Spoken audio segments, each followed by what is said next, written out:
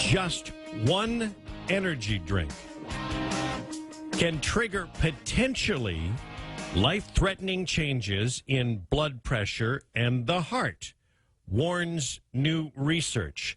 The study pointed to one 32-ounce can of a commercially available energy drink. 32 ounces is a lot, isn't it? Yeah, but they come in those big. You've seen them. Yeah. And there's a couple. There are a couple of staff members that will come with a couple of them, Giant cans, on their way in. So it points to that specifically, and how drinking those could be the culprit. On the live line with us this morning, specialist on heart disease, Dr. Robert Edmonson. Thank you for taking the time this morning, Doc. Glad to be here. So talk to us about what it is and who it is that is most at risk from a possible one energy drink exposure to their health. Well, the issue with that is that you would not know in advance specifically whether you're at risk or not. Clearly, people with high blood pressure, people that have arrhythmias of the heart, they're known to have that, they are at risk. But it doesn't necessarily imply that you have known disease, that you would have problems.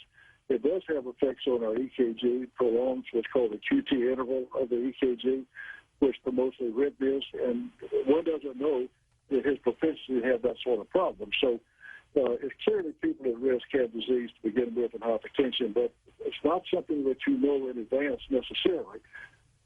I think the whole concept of energy drinks is an incorrect one. If the energy level is low, then you need to change your lifestyle. Energy, we should have energy.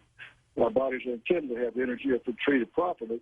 So it's a marker that you need to be addressing issues, and these issues would then be factors which will help prevent other diseases which are common in our society. So I think the whole premise of looking for some way to develop energy of that nature is a wrong premise.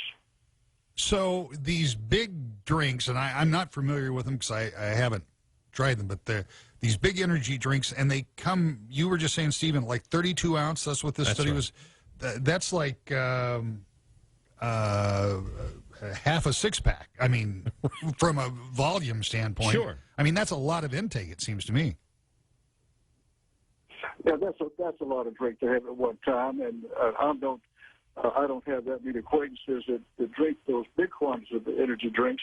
But even the smaller ones, if they're enough to stimulate you, to make you feel brighter, more alert, it's like when you're in college and you take these things that stimulate you to be more active and alert. It ends up by those are what are used for drugs later in higher quantities. So I think that's a large volume, but I think smaller volumes of it would be deleterious to us.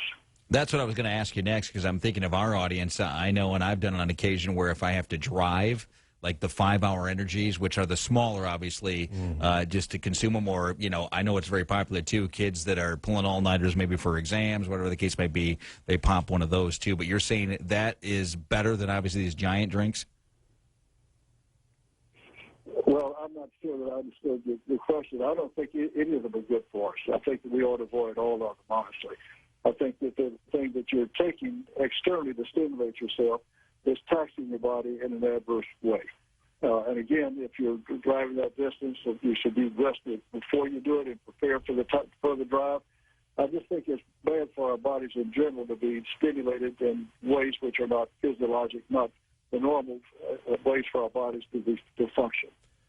He is Dr. Robert Edmonson this morning, specialist on heart disease. Thank you so much for your time this morning.